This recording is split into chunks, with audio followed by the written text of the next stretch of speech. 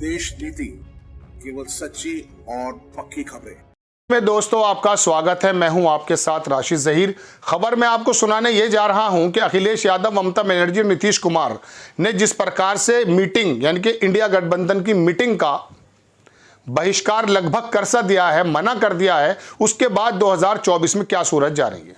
कांग्रेस के बारे में मैं आपको खबर बताऊंगा, लेकिन उससे पहले मेरे जहन में एक शेर आ रहा है कि आंधियों से कुछ इस तरह बदहवास हुए लोग, आंधियों से कुछ इस तरह बदहवास हुए लोग, जो पेड़ खोखले थे उन्हीं से लिपट गए। ये आंधी जो मोदी जी की बता रहा है ना गोदी मीडिया, और ये जीत भी आपको नजर आ रही होगी कि इसी प्रकार की जीत मिल गई है। दरअसल ये एक आंधी ऐसी है कि कांग्रेस जैसा बड़ा पार्टी भी अखिलेश यादव या ममता बनर्जी से लिपटने की कोशिश कर रहे हैं, जबकि वो खोखले पेड़ हैं। मैं आपको बताऊंगा कि कांग्रेस की चूक कहां कहां हो रही है और कांग्रेस क्या समझ रही है। इसमें तो कोई दो राय नहीं है कि इलेक्शन से पहले कांग्रेस का नेचर जो था इस गठबंधन को लेकर के बहुत ज्यादा एरोगेंस वाला हो गया था। उनको मालूम यह था कि हम अगर ये 3-4 चुनाव जीत जाएंगे प्रदेशों के तो हमारी बार्गेनिंग पावर अच्छी हो जाएगी और जो छोटे दल हैं उनसे हम थोड़ा सा उनके सामने अपनी मनमानी करके रहेंगे। ये उनके जहन में था, इसमें कोई दो राय नहीं है। लेकिन अब वो निकल गया है। ये छोटे दल जो हैं ये कितने कीमती हैं या कितने नहीं हैं ये भी मैं आपको बताऊंगा। लेकिन सबसे पहले कांग्रेस को ये समझ लेना चाहिए कि अगर वो ये सोच रहे हैं कि 3 प्रदेशों की हार के बाद उनका सूपड़ा साफ हो गया, तो ऐसा नहीं है। बैलेट पेपर में ज्यादा वोट कांग्रेस को मिले, परसेंटेज कांग्रेस का ज्यादा बढ़ गया बामुकाबले पहले के। इसी परसेंटेज को अगर वो कायम रखते हैं तो मध्य प्रदेश में भी 10 से 15 सीटों का नुकसान भारतीय जनता पार्टी को लोकसभा में पहुंचा सकते हैं। इसी परसेंटेज को बरकरार अगर रखते हैं तो राजस्थान के अंदर भारतीय जनता पार्टी को नुकसान पहुंचा सकते हैं, जबकि तेलंगाना तो उन्होंने सूपड़ा साफ कर दिया है। मिजोरम के अंदर भी उन्हीं के पक्ष की सरकार आ गई है।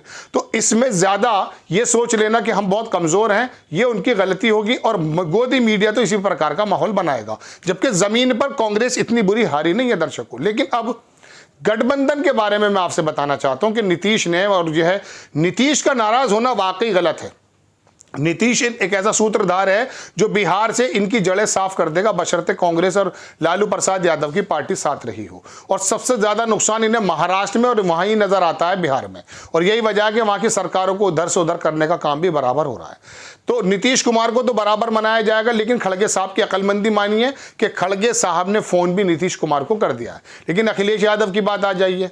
अखिलेश यादव की बात यह है दर्शकों कि मैं आपको बता दूं कि उत्तर प्रदेश के अंदर जो 2024 का चुनाव होने जा रहा है, राजनीतिक पंडित भी और मैं भी कई बार ये बात बता चुके हैं कई सारे मंचों से कि दरअसल यहां का जो माइनॉरिटी वोट है वो कांग्रेस की तरफ अपने आप शिफ्ट हो रहा है, क्योंकि ये लोकसभा की सीट का मामला है, मोदी जी का मामला है, उत्पीड़न का मामला है, दीवार से लगाए जाने का मामला है। अखिलेश यादव को इस तरह से छोड़ जाएंगे यहां की माइनॉरिटी, जैसे केसीआर को आंध्र प्रदेश के तेलंगाना के अंदर छोड़ दिया है। कांग्रेस अगर ये समझ रही कि अखिलेश बहुत बड़े नेता, तो उनको तो दरकिनार कर देना चाहिए। बल्कि अखिलेश यादव के साथ अगर वो लड़े तो इतना बड़ा नुकसान होगा कि कांग्रेस कभी सोच नहीं सकती। राहुल गांधी की जो मेहनत है वो मेहनत सारी की सारी बर्बाद हो जाएगी। आप ये मत समझिएगा कि राजस्थान के अंदर क्यों नहीं हुआ, कमलनाथ में क्यों नहीं हुआ, उसके बारे में मैं आपको दूसरे एपिसोड में बता चुका हूं। लेकिन राहुल गांधी की जो गांधी की नीति वाली जो एक राजनीति है, गॉडसे को दरकिनार करने वाली राजनीति है, नफरत को दरकिनार करने वाली राजनीति, उसका असर पूरे देश और पूरी दुनिया में गया। अखिलेश यादव अगर यहां जुड़ते हैं तो जाहिर सी बात है 15 से 20 सीटें देने की बात करेंगे। बाकी 60 सीटों पे जब कांग्रेस का कैंडिडेट नहीं होगा तो बाकी तमाम लोग समाजवादी पार्टी को नहीं देंगे। कांग्रेस की तरफ जो थोड़ा बहुत पंडित वोट आता था या थोड़ा बहुत आता है, बहुत कम आता है, वो भी अगर इस बार सोच रहा होगा तो वो अखिलेश को वोट नहीं देगा, भारतीय जनता पार्टी पे चला जाएगा, जैसे पहले हो चुका है मायावती के साथ मिलकर के। अब बात यह है कि यहां पर कांग्रेस को तो इंडिपेंडेंट लड़ना चाहिए। सिर्फ एक कोशिश ये करनी चाहिए कि मायावती से किसी प्रकार से उनका पैचअप हो जाए। और इसके बारे में मैं आपको खबर बता दूं, प्रियंका गांधी इसके बारे में बहुत टाइम से काम कर रही हैं और ये होगा। अखिलेश यादव को तो मनाने की जरूरत भी नहीं है यहां पर। अब आ जाइए आप ममता बनर्जी। तो ममता बनर्जी के प्रदेश में कांग्रेस का कोई वजूद ही नहीं है। वहां पर ममता बनर्जी को खुला खेलने की इजाजत दी जाए, लड़ा जरूर जाए सामने थोड़ा बहुत, लेकिन जहां वो ताकतवर है वहां कमजोरी से लड़ा जाए, और जहां वो कमजोर है वहां ताकत के साथ लड़ा जाए। ये रणनीति अगर कांग्रेस इस्तेमाल करेगी तो गठबंधन का वजूद पहले जैसा था उससे ज्यादा बनकर उभरेगा। हाँ, नीतीश कुमार का वजूद वाकई वहां पे बहुत जबरदस्त है, उनकी नाराजगी गठबंधन को मुश्किल पड़ सकती है। अखिलेश यादव तो इस गठबंधन की मीटिंग में भी दर्शकों आना नहीं चाहते थे, क्योंकि उनको मालूम है कि कांग्रेस अगर जिंदा हो गई उत्तर प्रदेश में तो सबसे पहला जो सूपड़ा साफ होगा केसीआर की तरह अखिलेश यादव का होगा। इसी वजह से वो गठबंधन की मीटिंग में आना नहीं चाहते थे। लेकिन मुस्लिमों की एक बहुत बड़ी, मैं कहता हूं, उलमा हजरात जो होते हैं, इनके धार्मिक गुरु इकट्ठे हुए और उन्होंने अखिलेश यादव से कहा कि आपको जाना चाहिए। और शुरू से अखिलेश यादव अपने आप को बहुत ज्यादा ताकतवर समझते हैं, उत्तर प्रदेश में थे, अब नहीं है। मायावती से ज्यादा ताकतवर कौन हो सकता था बताइए। आज भी मायावती का वोट इतना कम होने के बावजूद भी इस बात का जामिन है कि किसी भी सीट पर वो 50,000, 1 लाख, 1.5 लाख वोट दे सकती हैं। उनका दलित वोट, अगर वो सड़क पर आ जाती हैं, वो अगर जमीन पर उतर जाती हैं, तो ये 15, 20, 25%, 22% वोट दलितों का और बाकी जो गैर दलित हैं उनको मिला करके मायावती इकट्ठा कर सकती हैं।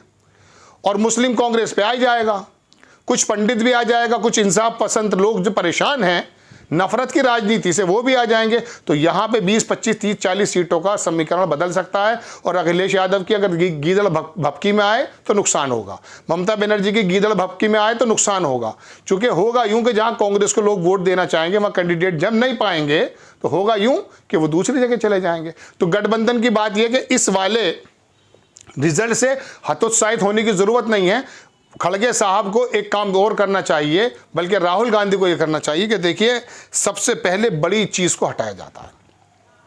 अगर खड़गे साहब को प्रधानमंत्री पद का दावेदार बना दिया जाता है ना, तो देश भर का जो दलित है ना, 30% दलित है पंजाब में, 31%, तो पूरी की पूरी पोजीशन बदल जाएगी। खड़गे नेता ऐसा हैं, इधर मायावती मिल जाए, उधर रावण मिल जाए, तो ये मुस्लिम और दलित, ये तमाम जो समीकरण हैं ये इकट्ठा होकर के मोदी जी की सरकार को जो दिखा रहे हैं ना कि मैं अजय हूं, वो 2024 में अजय नहीं रहेंगे। आपको खबर कैसी लगी अपनी राय कमेंट्स बॉक्स में जरूर दीजिए। चैनल को सब्सक्राइब कीजिए, शेयर कीजिए। नेक्स्ट टाइम मैं किसी खबर के साथ आता हूं। जय हिंद।